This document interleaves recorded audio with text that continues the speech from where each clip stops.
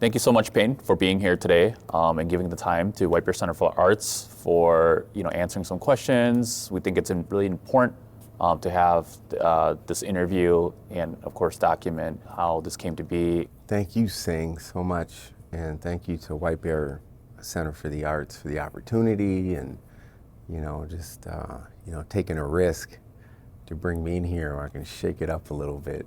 So thanks. We'll start right off with questions. How did this show come to be, and really why a retrospective? You guys reached out to me during the pandemic to do an interview online.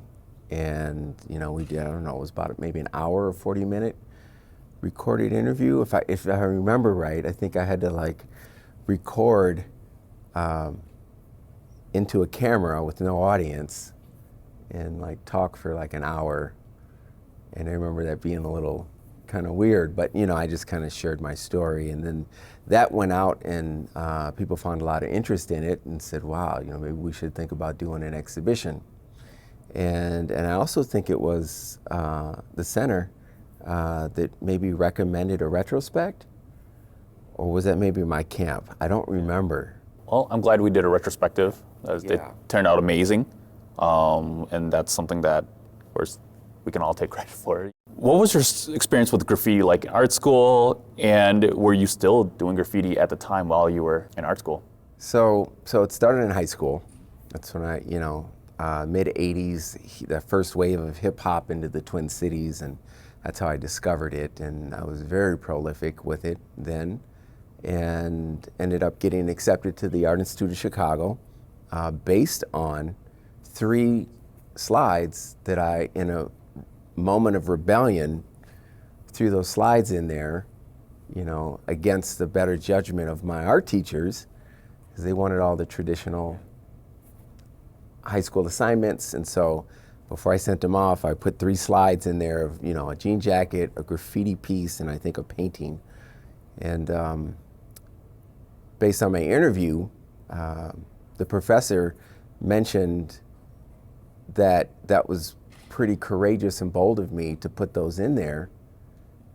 But then she said, you know how many hundreds of thousands of this other work we see? So we want to talk about this. And she told me specifically that I was accepted based on those 3 slides. So I go back to school, my high school, art school, and kind of boasted a little bit, because I was consistently censored and told not to practice that stuff. And for good reason. I'm not throwing my teachers under the bus, because, I was practicing those things to go out to paint where I wasn't supposed to. And so they were just looking out for my well-being. Right. And at that time, I couldn't articulate what I can now about the importance of that expression.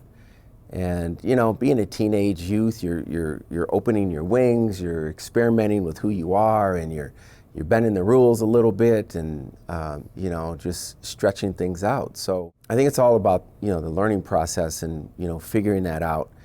And I always knew there was something deeper. It's just the way I felt. I never felt like I was doing anything wrong, even though I knew that I was. But the feeling that I was getting was so powerful and so passionate that there was something deeper than just vandalizing and destructing of property. I constantly say that I'm an artist, and my intention is to create. And when I go out to paint, even at night, that's still my intention, is to beautify a place or a surface, and to get people to ask questions, or to get people to wonder and figure that out. So again, going into the Art Institute, yes, I was still painting while I was there. It was a lot less because I was focused on my studies and my school and learning from the professors and getting my chops and honing my skills, my foundational skills. And the professors, the industry, the institutions didn't respect graffiti as an art form. I mean, globally, it was just not respected as an art form. And so I couldn't bring that into the institution, so I kept it outside and And again, I mean, it was the one thing that gave me the most passion and the adrenaline rush and the exploration of my environment and infrastructure. And I just felt like I was saying something to the broader community, the broader society, instead of like being in the studio and, just working on, still life drawings. And, again, those all have its place. It helped me become a better artist. But I needed those moments when I could just like exercise and explore myself, not just like environment, but explore myself and understand how to work under pressure. Doing something that, that wasn't really accepted, and, trying to get people to see a different aspect of it, and, not being apprehended or getting pushed off the spot, or, and then trying to be creative and trying to voice something. So it was consistent, like navigating how to be an artist, to get into a gallery, to see the stuff in the museums, to go through critiques, and to live the life of an artist, but then to try to also be a graffiti artist, and how to bring those worlds together. And, up until just recently, those things have just, it was like oil and water. I mean, since high school, I've been trying to bring those together, trying to bring both communities together to see the value in both of them. Because even the graffiti writing community, most of us kind of don't respect the institution, because it's rules and society and censorship, and it's only, the larger institutions are only catered towards a certain demographic of people, and they're not welcoming to everybody. So a lot of the graffiti community, we push back against, the powers that be in society, and that's really largely what that is. You have a voice and a message, and, everybody has, worth and value. And so those names get put out there to kind of exclaim that. And of course, like I can speak to all that now, right. Just being a teacher and kind of investigating that, and then traveling and talking to artists and being in an institution. It's where I grew up. I grew up in museums and galleries, and have always wanted to be, recognized as a real artist, and also being highly passionate about my street art. Let's build off on that idea of like your youth. I always, as you know, my family came to this country, and really when I was really young, my family doesn't have the language and the context to talk about art and teach me and guide me really about what it is to be an artist or art making. I wonder this all the time, but do you wonder, like, if you came from a background that gave you that information and the knowledge of how to be an artist, would you be a better artist today? Sieng, that is a great question. Wow. It's one of those what ifs, like how things might have been different had I had more guidance and more mentorship, in the right areas. I think I can honestly say that I've been very self-motivated my whole life. And, I think I probably could have had deeper degrees of recognition and success earlier had I had the correct mentorship or the correct doors opened at the right times. Part of me now, like I'm in my 50s, and I think I'm now finally getting some recognition. And I'm a little frustrated because I feel like, why couldn't this happen 10 years ago, 20 years ago, 30 years ago when I was first starting it, and just, why did it have to be so much hustle and so much grind and so much sacrifice? So I think the recognition piece could have been better. There's also something to be said, I've had a lot of discussions with a lot of people. They say, man, you're stuck in Minnesota, you're stuck in the Midwest. You need to come to the East Coast or the West Coast or Miami, and then you'll blow up, So, yeah, what if? Who's, I don't know. Well, I mean, why does it have to be East or West, right? I mean, and why do we as artists, do we have to go through this pain? I gotta say, it's like the artist's pain, right? Of the tropes of being a starving artist, not making money, and sort of these, like I said, this negative idea to become an artist. Like, why is it always this narrative? And why can't you be a successful artist here in the Midwest? How can I say this? Because I've been so prolific over my life, I think at this time, I've paid dues over and over and over again. And I think people are kind of recognizing, like when I put this show together, I come in here, I know how to hang a show, I know where things need to go. I kind of have that whole, that experience. And, had I maybe experienced that earlier in life, I think I still would have been that same person. I think, I don't know, maybe things just would have been a little easier, more lucrative, of course. But maybe it was God's way of testing me. Do you really want to do this? You want to be an artist? All right, we're going to find out. I'm going to put all these roadblocks in front of you and see how you deal with them. Yeah. I'll say if you had good mentorship, they would guide you away from art. So I've been guided away from it. I'm an athlete as well. Right. One of my super mentors, he's on the wall, Jesse Thomas, my coach. I was a swimmer, pretty decent as a swimmer. Had a full ride scholarship to several colleges, and I was going to go to Tennessee State, which was his alma mater.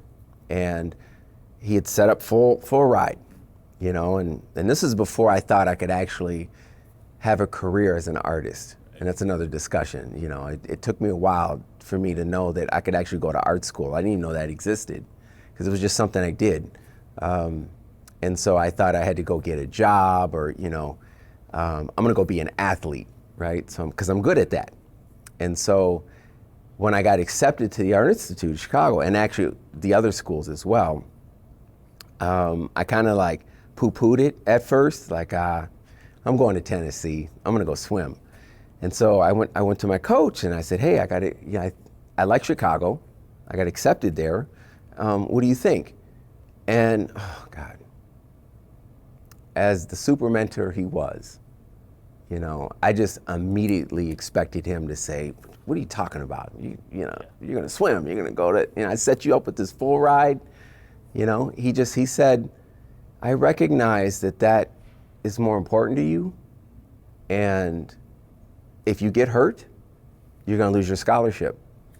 And if you don't make Olympic gold, how is your life going to be as a swimmer? When your college days are over, you're probably going to be an aquatics director somewhere, and there's nothing wrong with that. But I think when I look at you, I can see your passion in art is a little more than that. So I think you should go to art school. And, it changed my life. He guided me in the right way. And so that's why I got his picture on the wall. For someone to be in a different vein and not really understand the art, but able to look at me and then recognize, I think it's probably more important for you to do this and not go the path that I think you should go, but to actually look at me for me and then guide me towards that. And I can safely say it's because of him why I firmly decided to go to art school. I'd love to talk to you more about your work with youth. I think we both have a passion of working and mentoring with youth at the same time too, because I've gone through that experience of not having that. And can you speak on the importance of doing that work and working along with the youth? So that's my favorite thing. It ranks number one. I started to teach as a way just to make money. Being again at the Art Institute, I had dreams of, being the successful artist and, looking at people like Warhol, which I studied extensively. And, I wanted to be that celebrity artist, super popular and all of that. And moving back from Chicago, back to the Twin Cities, I actually worked for Prince for a while at Paisley Park, was featured artist at Glam Slam. And, you know, in that early moment, that little bit of success very early on, you know, I was like, yep, this is how it's gonna be, you know, just a little bit more. I'm with Prince and I'm gonna get recognized and I'm gonna blow up and I just gotta stay the course. But of course, you know, at the moment, I was still broke. You know, rent still had to be paid every month. And so it was like, all right, I need to find a way to make some money. And so there was a neighborhood program in North Minneapolis, the Sumner Housing Project.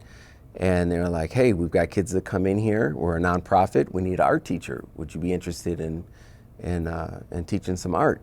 And I'd never done that before. I'd actually been an assistant to some of my friends that were actually studying arts education at the Art Institute. And you know, they went on to be real technical art teachers. And I just wasn't interested in that. You know, it was I wasn't about the whole, you know, those who can't do teach. That's so awful. Right. That's the worst thing. You know, I wasn't definitely on that, but I didn't want to teach art. I wanted to be the artist. Yes. And so, you know, I was like, well, you know, okay, yeah, I can show the kids some foundational stuff, color theory, still life, charcoals, you know, drawing and all the stuff that I learned. And when I started in, wow, I mean, to be able to like watch the kids like struggle through some things and then have me help them through these hurdles and then have them figure it out, find their own voice, and then like display the work in a show and tell exhibition at the end, and to see like how proud they were of themselves. That was like everything to me. It felt like I was able to in an authentic way to give back to community and to give to someone else and to be the mentor that I didn't have, right? You just talked about that. So, you know, and then the programs were so powerful, they continued to ask me to, you know, can you come back? You know, we can just give you a position. And so that continued on, and then I found myself doing a residency at North High, my old school, coming back in there, and I did that one for free, just because I was loving it so much, and I just kind of felt like I needed to be around, you know, pre-emerging artists, and kind of just help them think about things like, you know, what's your portfolio going to be? You know, get your chops early, learn how to critique, learn how to like talk and have a discussion about art. Ask questions and also be able to take constructive criticism, and then learn how to set up a room and learn how to display your work, learn how to make a label, learn how to write an artist statement, get your resume together. These very fundamental things that I learned like while I was at the Art Institute, and at that time thinking, why didn't someone show me this early on?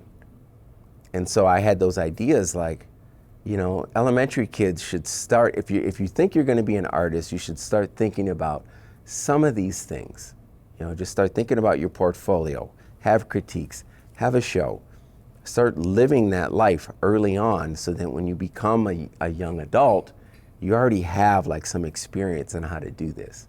And, you know, I can proudly say I kind of developed these curriculums that were based on being like a professional artist, and teaching kids to kind of think that way, and to get out of the stereotypical starving artist mode. If you're going to be an artist, you know, your families are looking up at you and go be a doctor, go be a lawyer, you know, study, you know, other things. And, you know, art is a hobby that you're going to do on the weekend. So that was really sort of my impetus for teaching, and then being able to, you know, again, the shows at the end. The people that came to the shows, because we would frame like these kids' work, you know, just as I would frame my own work.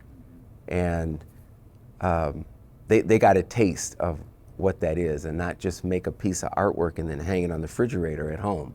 That was a running joke in our classes, you know, refrigerator art. It's like, no, respect that. Put a frame on it, hang it in the living room at your home. A lot of times we'll price it affordably so we could sell it. And then the kids, like an elementary kid or middle school or high school kid, would sell a piece.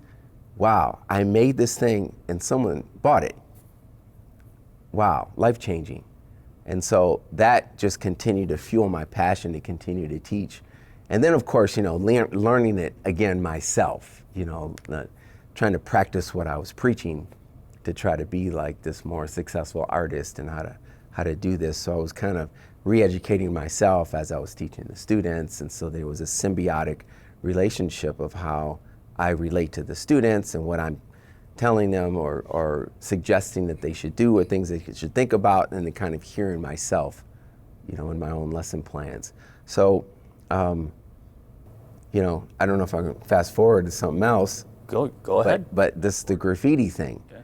So, for a good 10 years, I taught the whole traditional arts, painting, drawing, sculpture, printmaking, and all the, the fundamentals that go with that. And students, when they would come to my studio, they would see all the spray paint, right? My graffiti jackets, they'd see my sketchbook and all the graffiti. And of course, that's what they wanted. We want to do that. Can you show us how to do this? And I'm like, yeah, I don't know, man, you're gonna get in trouble. I don't want to be my former teachers and to censorship that. So, when we have students come through here, and when Spray Finger was up, yep, they all said that I want to do that. I mean, they all pointed to that spray paint of the dragon out there and said, how do we get, that? Man, there is something to that. Even back in like the 90s and when I was starting, there's something about this. This is unique. I think it has to do with the fact of communication and writing. There's something about that I think we could maybe get into at a point. But, again, fast forward, like after doing all these fundamental traditional classes, the kids wanted to do the graffiti stuff. And so in the Twin Cities, I was like the first person to actually teach graffiti as a fine art, use my education from the institution, and then to create curriculums and models, teaching methods, to use spray paint and creative lettering, graffiti, and use the language, art education language, and merge that with the street art culture. And, when I started Spray Finger, I kind of like took the gloves off because before that, we couldn't use the word graffiti. Yeah. We had to disguise it with creative lettering and spray paint art and, muralism. And so when I founded Spray Finger, that led with that word, graffiti. Let's redefine what that word is and how people see it differently. It means so many things now. But I decided just to kind of take a courageous step and apply for this Bush grant and talk about graffiti, the positive and the negative pieces of it. And so when I was accepted into that fellowship, I was like, there we go. Now the door has been open for me to kind of lead with this idea of what graffiti is and what it isn't, and then try to re-educate people on, the positive aspects of it. However, I mean, there are negative aspects of it, and that's still the glorified act of vandalism, which is still one of the paramount pieces of our culture, which needs to be understood. And that's a bigger discussion. I think that's the beauty of it, because it has that duality. It has all of those, that positive and negative. It comes with it all together. The vandalism aspect of it, the freedom of expression, and people see trains go by, and every now and again you see these beautiful trains go through, and most of them are crap, but every once in a while you get that gem, like some artist such as myself, that that has this articulation and this level of skill and craft to go like risk your freedom and to risk whatever you're risking to go produce this art for everyone to see. It's beautiful. It's honestly beautiful, and I think the energy like speaks for itself. So when people come into the environment, they're like, I got to get a piece of that. I mean, it's what happened to me when I first saw it, and that's what happens when people come around. There's just something about it that just speaks to everyone on a visceral level, and yeah, talking about like, you know, a serious American art. Right. That's what graffiti is. It's very American. It's about freedom of expression without asking for permission. Again, we can debate that, you know, how the applications are, but that's American. Right. And, you know, and you got to fight for that. Mm-hmm. With all freedoms come the struggle and the fight to continue to be that, to exercise that. And this is, you know, this is no different. Before Sieng the artist, I went to undergraduate for graphic design too. So like, you know, typography, visual language, like that's stuff that I adhere to immediately, and I see the importance, especially on communications too. But just talk a little bit about, I think a lot of people are interested on DASC, right? Mm-hmm. What that means for you, and why it's sort of something that you've done on a lot of the work that you're doing. Yeah. Okay. Yes. Another layered question. When you said graphic design, I wanted to spend a little time on that. Sure. Well, let's start there. Okay. Let's start there. All right. You know, even as a young pre-emerging artist myself, I think, you know, technically I was more interested in graphic design, but didn't know that, right? I was just drawn to letters, I was drawn to comic books, and, you know, the illustration aspect of putting things together and, you know, spatial awareness and all of that. And then the idea of like fine art, right? The messy, drippy, you know, abstract expressionistic period, and you know, you need to be a real fine artist. And so when I went to the Art Institute, oh my goodness, that was like, you know, this point of contention between the graphic artist and the artists. I thought that was so stupid. Yes. I mean, it's like, why can't we all get together and get along, you know? Yeah. Because again, you know, with street art and graffiti, I found myself playing those two roles at the Art Institute. I wanted to be messy. That was my favorite genre of art, was the abstract expressionism. But then I was a graffiti writer, and so I loved lettering and typography, and how do you bring those worlds together? And wow, I mean, both of them, you know, they could learn so much from both sides. And I just thought that was just, I just thought that was like an ignorant point of view, like from both sides, would turn their nose up at the other. I didn't understand that, and I still don't understand it. I think a lot of that's kind of been smoothed over a little bit. I think there's still a little bit of that still happens, but I don't know. Well, I always feel it's a very protective kind of thing. I mean, when we hold something very dear to us within our profession, especially work that is being done on a personal level, right? I think we tend to, like, in society, in life, hold that and not let that be, I think, accessible to others to really best understand. Because you're right, there's great graphic designers whose work is fine art, and there's fine artists whose work is technically graphic design, right? Yep. I think that you can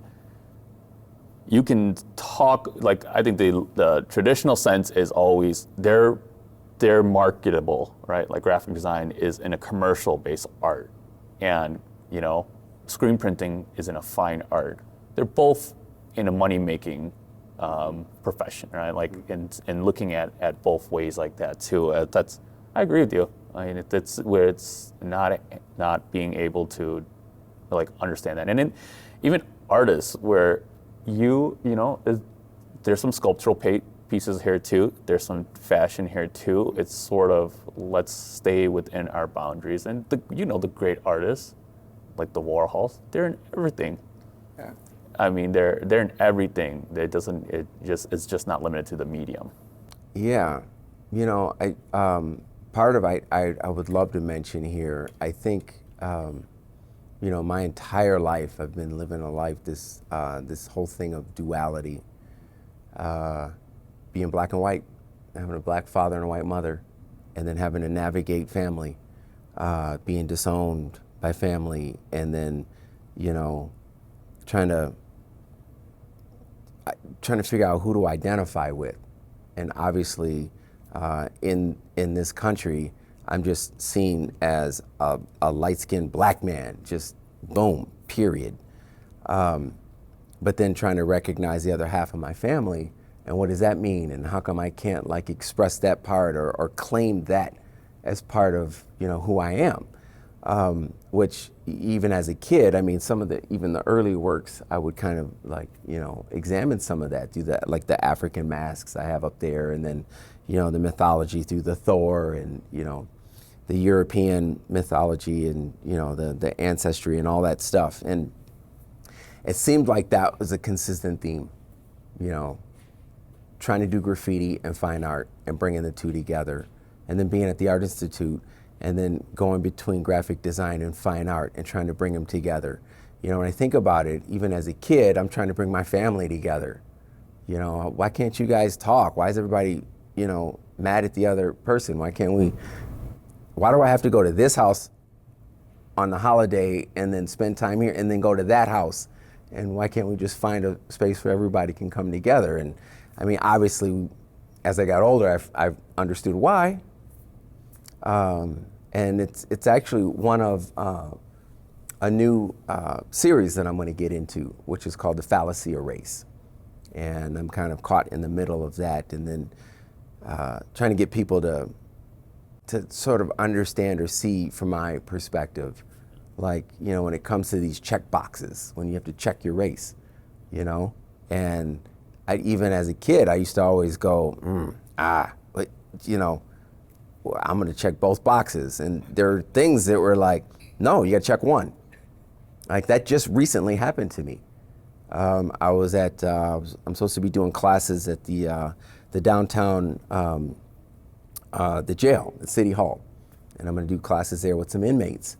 And so we were going through the processing part, and I couldn't believe that. Even there today, I had this thing and I had to check a box, and it was like, nope, you can only check one. So I just checked other or unknown, right? And so I'm going to be doing a big dive into that. You know, to kind of layer that, you know, of course, I kind of obviously leaned more towards, you know, the Black culture. And, you know, I was a little bit more accepted in that culture. Not fully. That's a whole nother discussion, you know, there. I don't want to get into that at this moment, but more accepted on that end. And I found myself in Ghana on like this humanitarian kind of life coaching thing, and we were in Ghana. And of course, you know, I go there, and, you know, everybody said, hey, you know, you're coming back home to the motherland, and you're going to be welcomed, and welcome home. And so I'm all excited, and I get there, and I'm like, oh, these are my people. And wow, I just wasn't feeling the love. Like, I got a lot of pushback and a lot of like, you know, well, what are you doing? And just not feeling like, wow, everybody said it was going to be this warm blanket and open. And so we spent 2 weeks there, and about a week into it, I was a little like concerned. I didn't know what was really happening. And so the guide that was with us, we started to have a conversation. We struck a pretty decent relationship, and I started opening up to him about this. And he just looked at me and he goes, you're not Black? No one around here sees you as Black. You're a dark-skinned white guy. Boom! That was the first time I was called white. And I mean, it just like, wow. And he was correct. Depending on your perspective, I'm in Africa, I'm seen as a dark-skinned white guy. I come back here, I'm a light-skinned Black guy. They're both true, they're both correct. It's just your point of view. And so that just really started getting me to think like, this whole race thing is BS. I mean, what am I? I'm some subhuman now, right? You know, race is developed to kind of get these, you know, different races as we're different species. So these are like the things that I kind of think about a lot, you know, and, you know, especially today when a lot of these things have kind of been like opened up and surfaced based on, you know, the civil unrest that we went through, the pandemic, and, you know, some of these things have been challenged. And so I think it's appropriate for me to kind of unpack this a little bit and to get, you know, people's awareness from a different perspective. And I don't know, I'm still kind of working on that. And to me personally, like artists who, you know, sort of you can call it baggage or experience or duality. I mean, to me, the artists who come with that ability to navigate different worlds, right, and different stuff is interesting, because I do that. Like the work, how to navigate between, like I didn't really start coming into my form of art until, I was comfortable enough to say, let's do it and see where that goes, right? And I think that there's that sense of, and it's not totally arts related, but it informs the work that you do. Like it's never, and like how to, like the importance of teaching that to youth. Like there is, I don't want to say, every that's like like kids are unique and like they come with these experiences too, but how to really enable, kids and youth to do that kind of work and say that there is something important of that struggle and that what you're kind of contemplating. It's important to pay attention to your experience, especially as an artist, right? And to not dismiss the things that you're going through, whether they could be traumatic or not, who your family is, what your environment is, to examine that and to really be thoughtful and aware of where you're at, as an artist. And this is what I teach my students, to really understand who you are.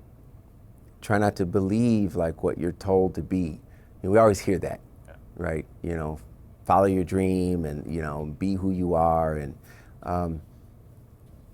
I mean, that's a lot of lip service, because when you walk into society, you're continually judged based on sight, what you're wearing, the complexion of your skin, how you wear your hair, all the now the orientations that are surfacing. I mean, humanity, we're still in a primal state of thoughts and ideas and not open and willing to, love and see the differences in each other, to see how that can benefit you and who you are, and celebrate our differences, and kind of going off of a different thing, but the whole idea of like, I don't see color, and I know what that means, but we need to see each other's color. That's important.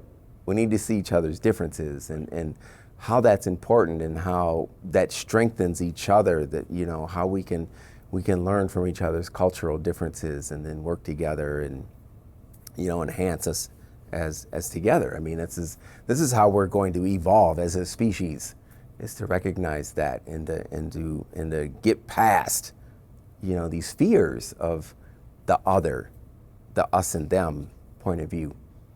And again, it goes back into me always navigating both worlds and trying to bring people together. Why can't everyone like come together and coexist?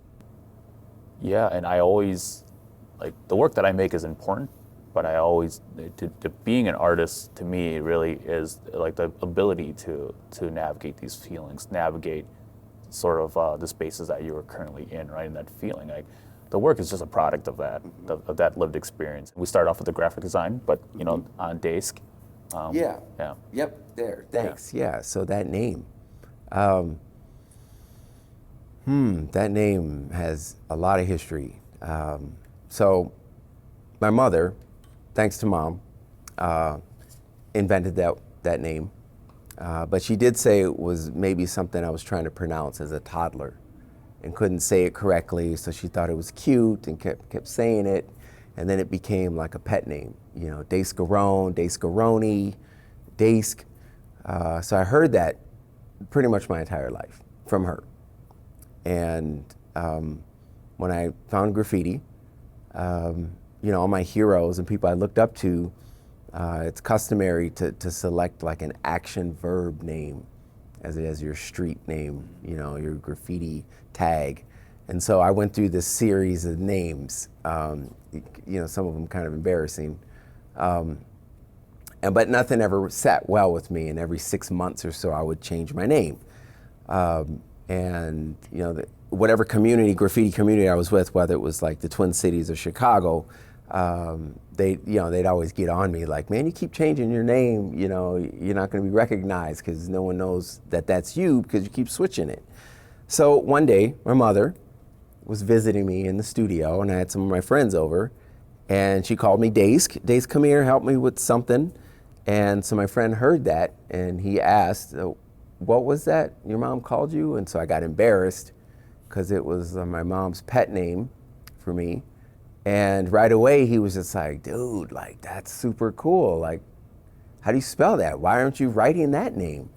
And because like he gave validation to that and thought it was cool, now it's cool, right? So then I had a discussion with my mom, like what was that name? Like where did she get that? I've always heard it, I've never asked her about it. And that's when she told me. She thinks it was something I tried to say, and So then I went through all these different renditions of spelling and practiced, different ways of it. And when I finally accepted that as like sort of my second name or my, my pen name, my AKA, my alias, I felt like I'd arrived. Like, whoa, I got a name now. Like, I got an identity. I'm trying to be this graffiti writer, and I kept switching my names and nothing I'm ever comfortable with. Now I got a name that's like comfortable. I've heard this my whole life. And then when my friends would repeat it back to me, obviously it's just in my DNA. And that's where Dask came from. And now the spelling, the D-A-E-S-K, was, again, a product of like trial and error, spelling it different ways. In Chicago, driving in traffic, that Korean car, Daewoo, was over here, and I remember it was in front of me. We're bumper to bumper to bumper, and I kept saying Daewoo, Daewoo, D-A-E, Dask, D-A-E-S-K. Ooh, I love that spelling, the A-E. And when I wrote that out, the spelling of it just looked like a name. Whereas before I had the spelling of D-A-Y-S-K, then I put D-E-Y-S-K. Sometimes I substituted the K for an X or a Q, just playing with it. But when the D-A-E came, it just looked like a name. It didn't feel like a product like you might see on a semi,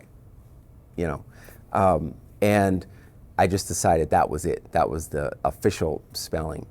And I went crazy with it. I mean, I just went crazy with it. I had a name, boom. It's on everything. Yep.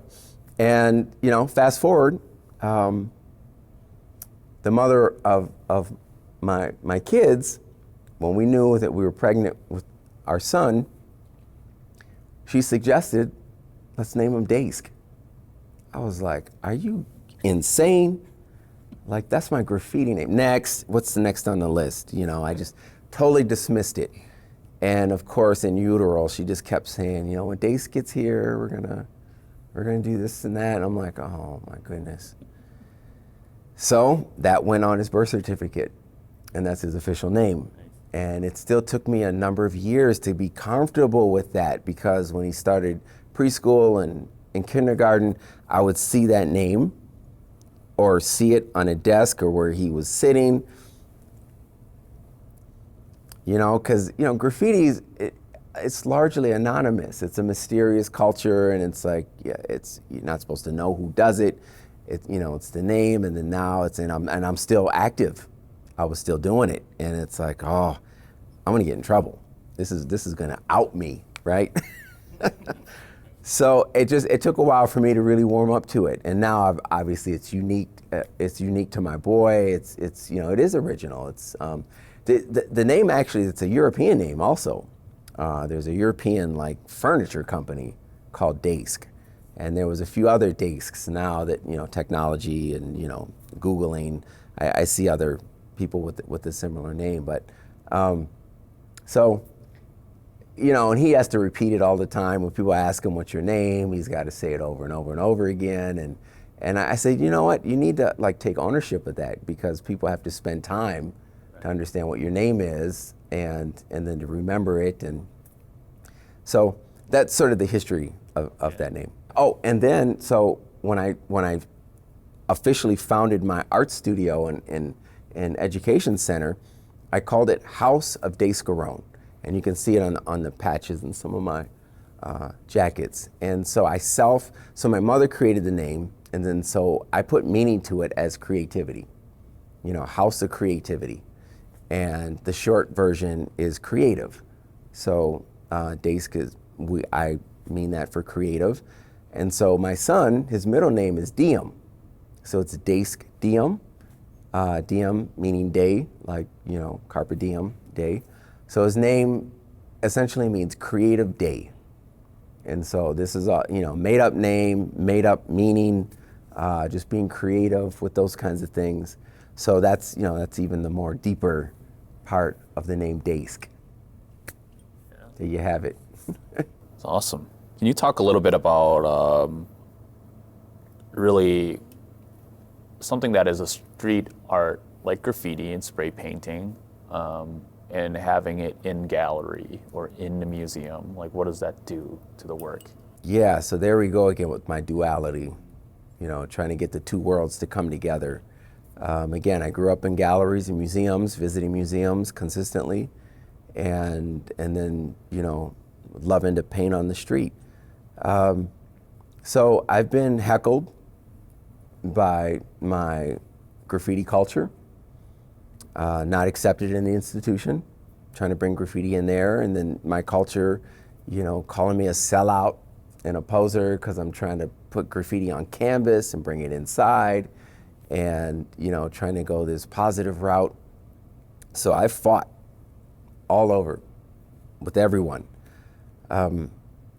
And again, in my own ambition, I just kind of stay focused on how I feel and what I love about both of them, and just try to force people to come together and just be quiet and, just follow me, and it'll work out. There's a place for it all.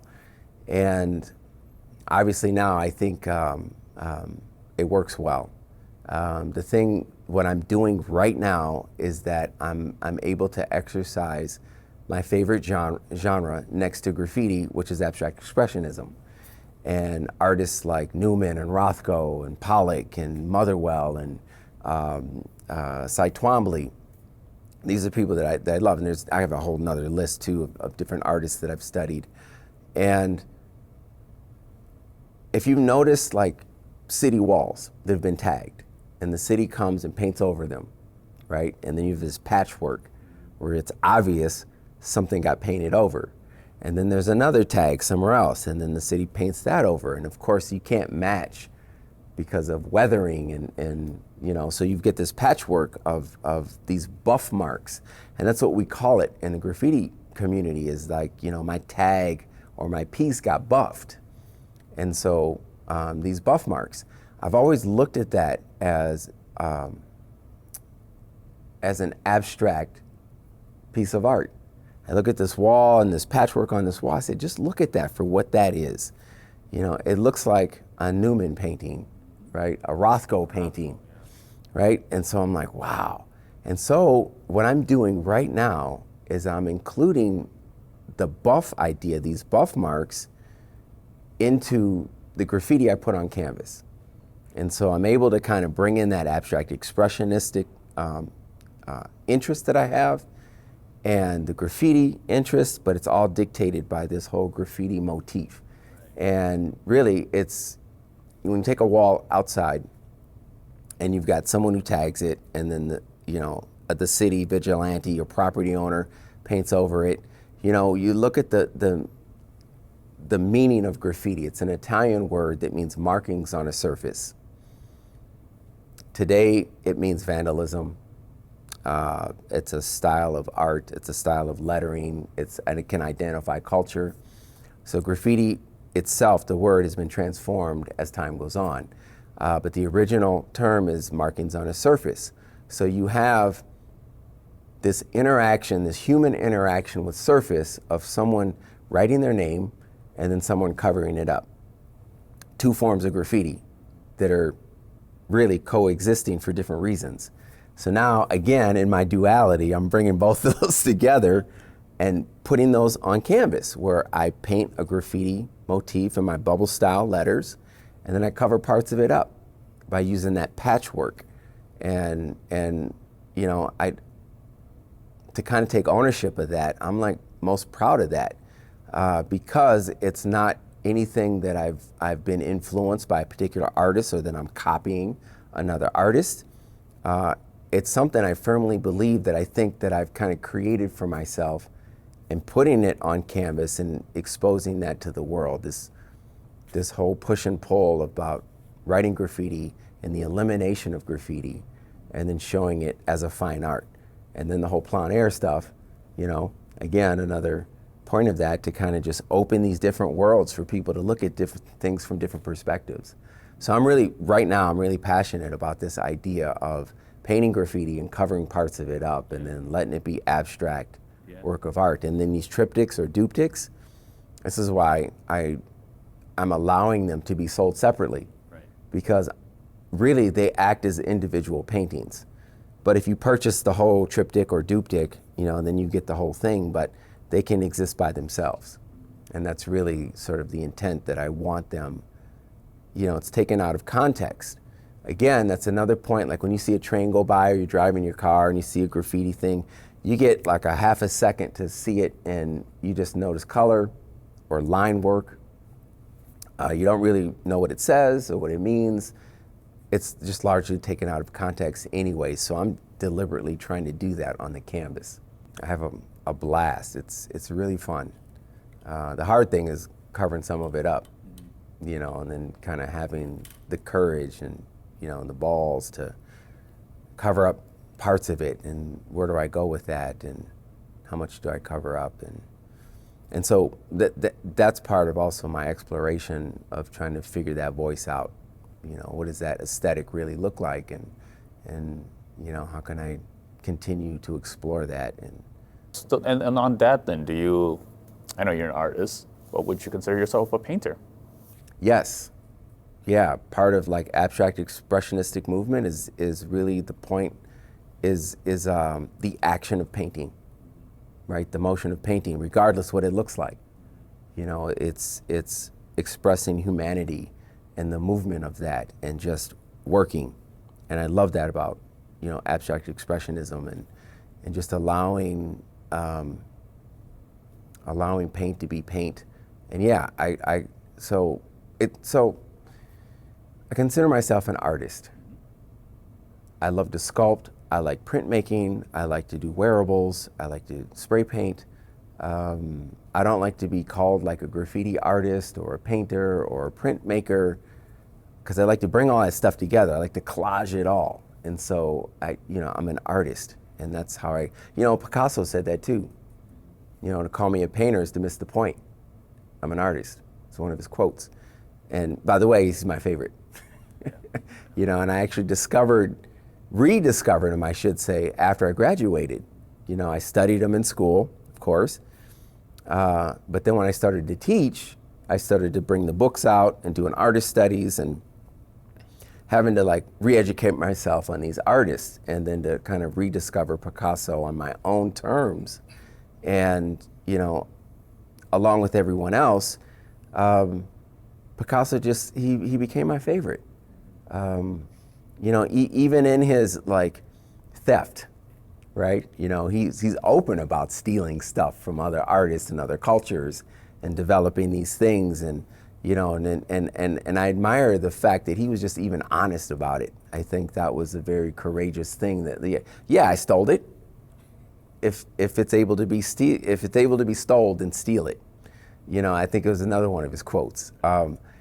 And I was just like, wow, like the balls of him and the genius to actually like put that forth, and just the way he worked. And I admired like his work ethic. I mean, you talk about work ethic, the nonstop. I mean, and you watch videos of him working, and it just seemed like every line that he ever did was just perfect. There was never a mistake, and what is a mistake? And then you get into Bob Ross and happy accidents, and I love all that stuff, and I try to find that within myself as well. Yeah, and I think like the importance of having that knowledge to apply to something that you're passionate about. right, in experience. I mean, it shows here too, but I think that's like going back to your high school years and thinking about that again and not having, like all this knowledge that you've built over the years, right? Yeah. The importance of like learning, and it is just a learning process, or you have to relearn. Consistently, I get bored. Even with graffiti, with any kind of like screen printing, if I do something for too long, man, I gotta switch it up. I think that's why I've got so many mediums that I work with, is to keep it fresh and new. I do that with my music. I mean, I literally listen to everything across the board, from bluegrass, to opera, to punk rock, to obviously R&B, soul, rap, goth rock. I try to find the beauty like in everything, and it just keeps things fresh and open. Your perspective stays wide open, and I use that as a source of creativity. What's new, what's different, like how can I try this, and how can I learn to use this tool, and look what they're doing. Wow, like how can I incorporate that into what I'm doing? And so I don't know, I just being a creative, it's important to me to continue to evolve and to challenge and to get up and to be uncomfortable, right. And to figure that out. And where do you see yourself heading into? I know you talked a little bit about the new work. We talked about the whole starving artist thing, right? And the struggling artist. And man, I paid dues. Absolutely. Failed relationships, all of it. And kind of coming into later in life and kids growing up, to be open and honest, I'm looking for abundance. I want to see what that's like. Sure. I would like, to have my works to be recognized and have gallery representation on a very high level. I think a lot of that stuff is happening. I think I might be in Miami Art Week this year, Art Basel. Nice. I'm a Burning Man artist now, and I'm meeting a lot of different people. And right now the work's still affordable. I'm hoping in a couple years that it's going to be pushed to like sort of like the upper societies, or whatever you call them. I just want to navigate that world to see what that's like. Again, sort of reinventing myself. Not that it's not now inaccessible to everyone else, because at the base of who I am, I'm about community, and I always give and share with that. So that's always like the source of where I'm at. But I would love to develop generational wealth and to leave something for my kids. I mean, I'd like to have that as an artist, and to before I leave, to know that I've accomplished that, and then to pass something on to my kids, and then my work is, has become like ubiquitous, and it's influenced people on all levels, from that upper period where like I'm sort of collected right down to students, pre-emerging artists that can learn from me. And so that's sort of like where my energy is now, and kind of looking for that gallery representation. And I think that's a very, like, being honest about that, like, truly. I think we forget about that part of being an artist, right? I mean, I think even really young, when we're taught of art as something that is not practical and is more of just a feel-good thing, right? Mm-hmm. I think there is a fine balance of that. And, we as artists deserve abundance. We deserve that, to be able to access those resources, right? So like that's an important conversation to really teach and have artists. Yeah, that's the whole do it for the community, do it for good exposure, and artists, we're the storytellers of our humanity, and we're kind of like that first line of everything, but we're sort of like the last thought about. Yeah. The least paid, or the do it for free. Can you just whip up something quick? Yeah. That whole, again, do it for exposure, or do this one and then the next one will be better, and You'll get recognized. So when does that happen? Yeah, like I tell people sincerely, I'm gonna make money and change the world, right? Like, why can't you do those? Like, why can't those two go hand in hand, right? Sure. Especially at a community level, because when we talk community, we always talk, like I said, giving back. You should be able to do it for a reduced rate. You should be able to do it for free. I mean, I think, even having that, I mean, some of the successes that I'm experiencing now is just fueling my program, Sprayfinger. Right. All that funnels into there. So those kids benefit from that. As this starts to grow, I just give it right back. Yeah. And that's again, my source, my core is community and teaching. I just love that the most. That is my favorite thing to do. So when I'm doing well, my community does well. Right. People that are around me. Exactly. I have two kids of my own too. I'm learning how to be a dad, probably the same way you were learning how to be a dad too and be an artist. And I think a lot about space, meaning like I think about them being able to access organizations like this, being able to access communities outside of your immediate community. Like how important was that for you as an artist to finally, I don't know if you've broken into it, but how important was that to be able to be an artist and now like accessing, like a Burning Man? Most of my life, I kind of pushed my way into places. Being invited into Burning Man, wow, that was another life-changing moment because I met the people that I just got done explaining that I want to meet. People that are wealthy. Burning Man is, largely seen as an elitist festival. They're trying to change that, but here I am, was brought to Burning Man last year, totally funded. For the first time ever, my piece was fabricated in Chicago. They transported it down, assembled it, and then flew me in, and I was basically a guest to my own art. That was weird. I mean, that was like really strange. I remember when they were assembling it, I was trying to help, and I didn't know where the parts went, and I was kind of in the way. And so I ended up like on what's called MOOP duty, material out of place. It's basically you're sweeping. So I just helped like carry stuff and as they installed it and yeah, it took a while to kind of like,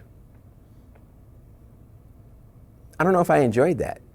I did later, but but so I was kind of brought into this thing and then I met these folks and then, so they were like, now that you've been here to Burning Man and you see like the other artists that are here and these incredible, like literally mind-blowing pieces, basically I got challenged, do you think you could compete? If you're gonna do something next year, what do you think you can do? And I have a piece that I applied for the honorarium, the Burning Man honorarium, and it's a large 20-foot by 60-foot sculpture.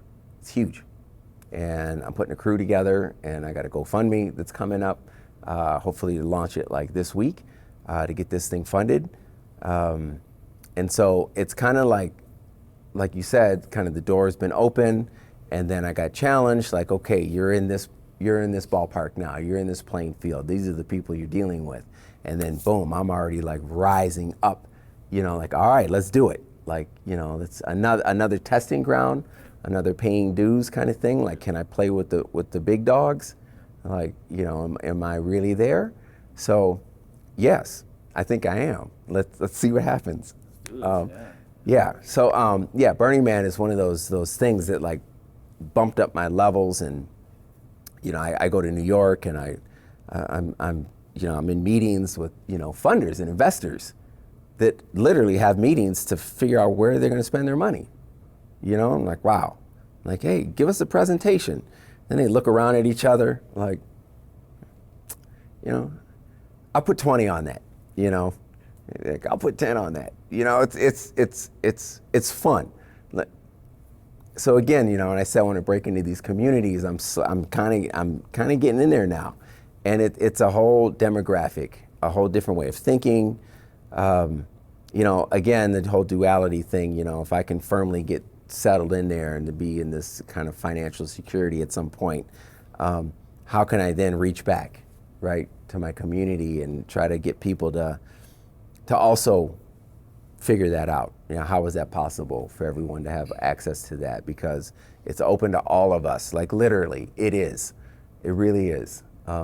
If you can just figure out, if you can navigate how to play that game, you know, to get yourself in that position. So yeah, I'm accessing these opportunities, and then I want to be able to really access them so then I can teach other artists coming up how to access that. Absolutely. And, you know, on that too, we are, of course, always loved to be here talking to you all the time. We can go on, but, you know, are there any words that, especially to other artists and youth in particular, that you would leave with? This is a body of your work that's really important, but, you know, sort of advice or guidance of like how to create. You know, this is helpful for me too, of course, and then also for, you know, young artists that are going to come afterwards. Yeah, I'd like to talk about like just paying attention to your experience and being able to figure out how to articulate that and tell that story. You know, there definitely, it goes without saying, like, you know, sticking to it. Prepare yourself for sacrifices. You know, the whole sticking with your dream. You know, just, I mean, easier said than done. You know, are you prepared, you know, to go through the hardships? You know, time will tell with everyone, you know. Find out what you're passionate about. I mean, that's the biggest thing that you know, obviously I wasn't doing this to be rich, to be famous. I mean, as a child, that's not what I was thinking about. I was operating off of my passion, what I loved. I loved to make things with my hands, and I liked how people's reaction was to it. And then I discovered I loved teaching, and it was all about that visceral feeling that I would get. So, you know, if I was doing this to try to make money, I would have quit. I probably wouldn't. I would have went to Tennessee. Right. Yeah. I would have became a swimmer and, you know, got that aquatics job. So, yeah, my biggest advice is to find your passion, whatever that is, and to live in that, you know, and just try to be creative to figure out a way to make a living based on what your passion might be. Thank you so much, Peyton. Thank you, Sieng. Yeah, for having this conversation with us again, and you know, we'll continue to keep having this and keep building that relationship that we need to. Yeah, and thank you for the White Bear Center for the Arts. I mean, this is a, you know, another stepping stone. I mean, look at this gallery. It's one of the biggest shows that I've had. I've been in spaces. I've never had a problem filling space.